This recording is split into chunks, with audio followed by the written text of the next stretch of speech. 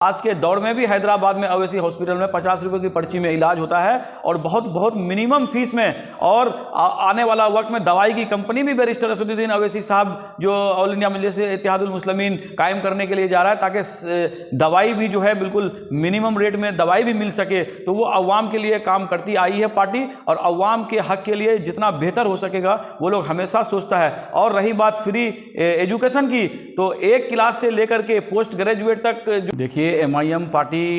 की जो बुनियाद है वो तेलंगाना से ही है, और जाहिर सी बात है वहाँ 7 विधायक थे, MLC भी है वहाँ से, हैदराबाद म्यूनसिपल कॉरपोरेशन से मेयर भी रह चुका है, वहाँ से आपका MP भी है। तो जाहिर सी बात है हम लोग वहाँ पे, हम लोगों की पार्टी बहुत मजबूत है, और इस बार जो है कैंडिडेट के तौर पे हम लोगों ने वहाँ पे 9 कैंडिडेट को उतारा है, और इंशाल्लाह 9 के 9 जीतेंगे। और जो आने वाला इलेक्शन है उसकी तैयारी बहुत ज़ोर शोर से इसलिए होती है क्योंकि वहाँ का एक एक अवाम जो है MIM के लिए काम करता है, और हर वोटर, हर वहाँ पे जो हर वोटर है वो हर वर्कर भी है। इसीलिए वहाँ पे हिंदू मुसलमान से उठ करके वहाँ के लोग वोट करते हैं, और विकास के नाम पे सिर्फ तेलंगाना में वोट होता है। वहाँ पे किसी तरह का कोई तुच्छ तरह की राजनीति बिल्कुल भी नहीं चलती है, क्योंकि वहाँ सिर्फ और सिर्फ डेवलपमेंट के ऊपर काम होता है। और डेवलपमेंट को लेकर के बैरिस्टर असदुद्दीन अवैसी साहब की जो हमारी पार्टी है ऑल इंडिया मजलिस इत्तेहादुल मुस्लिमीन, वहाँ पे घर घर जा कर के अवाम का मसले पे बात करती है, और अवाम के मसले के लड़ाई जो है विधानसभा में लड़ती है। इसलिए वहाँ हमारी पार्टी बहुत मजबूत है, और इंशाल्लाह आने वाले वक्त में जो है 9 सीट में 9 सीट इंशाल्लाह जीतेगी। और पार्टी जो है वहाँ पे बहुत मजबूती के साथ इलेक्शन लड़ रहा है, क्योंकि वहाँ पे बहुत सारा कॉरपोरेटर भी है हमारा। इसीलिए वहाँ की मजबूती है जो है, हम लोग कहीं ना कहीं पूरे हिंदुस्तान में सबसे ज़्यादा मजबूत अगर जो है मानते हैं तो वो तेलंगाना में ही मानते हैं, उसके बाद हम लोग बिहार में मजबूत हैं। और ऐसा नहीं, आज के दौर में जो आज हालात है उसको देखते हुए MIM पार्टी को हर स्टेट में जम के आने की ज़रूरत है, और हर स्टेट में अवाम की मदद भी मिलेगी। इसलिए कि पूरे हिंदुस्तान में अक़लियतों की अगर कोई जम के आवाज़ उठाता है, दलित की, पिछड़े लोगों की अगर आवाज़ उठाता है, मैं अगर कहूँ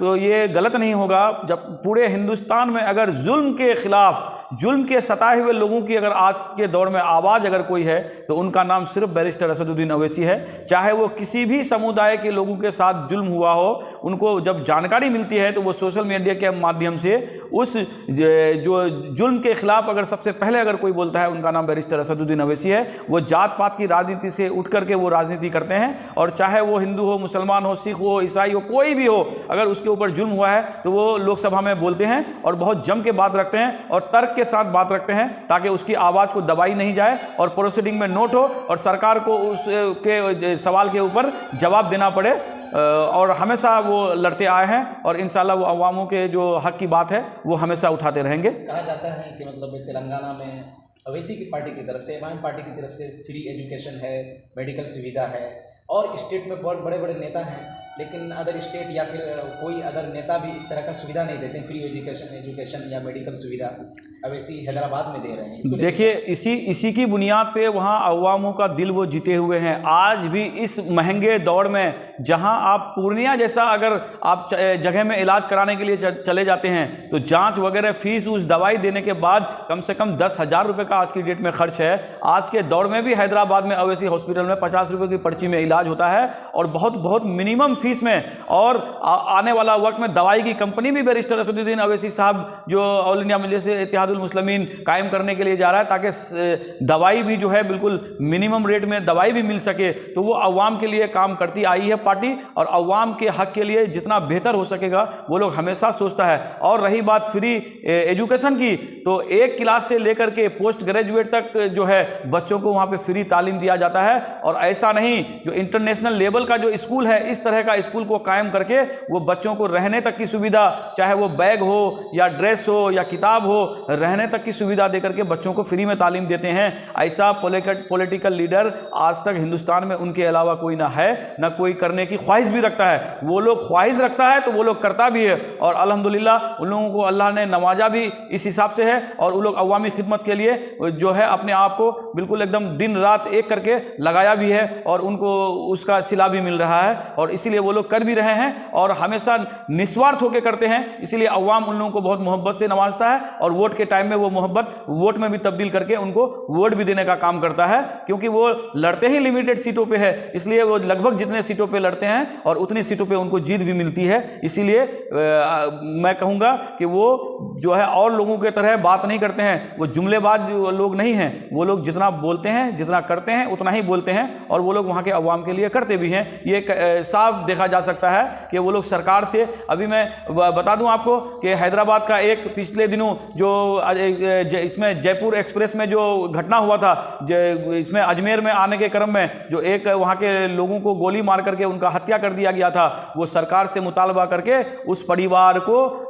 बच्चों के नाम पे 2-2 लाख करके 3 बच्चों के नाम पे 6 लाख रुपए का मुआवजा और सरकारी 2 BHK का फ्लैट और सरकारी नौकरी भी उसकी बेवा को देने का काम किया। यही है मजलिस का काम और मजलिस हमेशा अवाम के लिए लड़ती आई है और सरकार से मुतालबा करके उनको मदद भी पहुंचाने का काम करती है। सर मान जाइए कि अवैसी की पार्टी की तरफ से अगर सीमांचल में किशनगंज लोकसभा से अगर अख्तरुल ईमान साहब जीत के आते हैं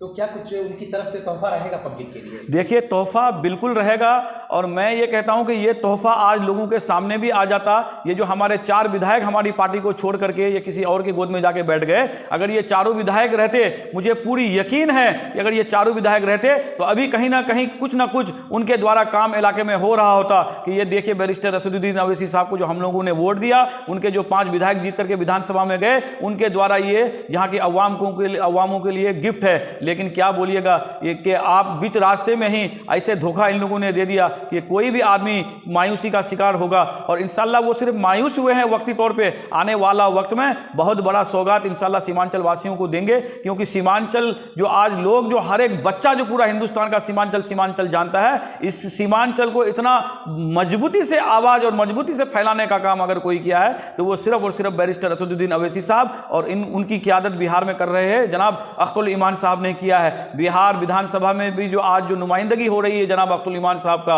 ये पूरी दुनिया पूरा हिंदुस्तान उनकी नुमाइंदगी को देख रहा है और ख़ास तौर पे बिहार के अक़लियतों के लिए एक ऐसी आवाज़ है कि रात के 12 बजे भी अगर किसी के ऊपर जुल्म होता है तो उनका अगर नाम सबसे पहले अगर किसी का आता है तो वो लोग अख्तरुल ईमान को मदद के लिए फ़ोन करते हैं। और अल्हम्दुलिल्लाह जाकर के आप लोग पटना में उनके आवास में देखिए कि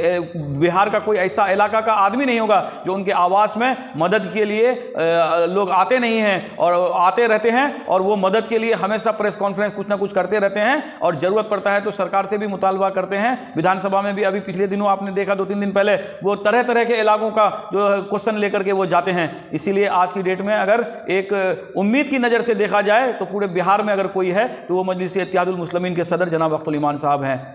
मैं नदीम अख्तर, जिला अध्यक्ष MIM पूर्णिया बिहार।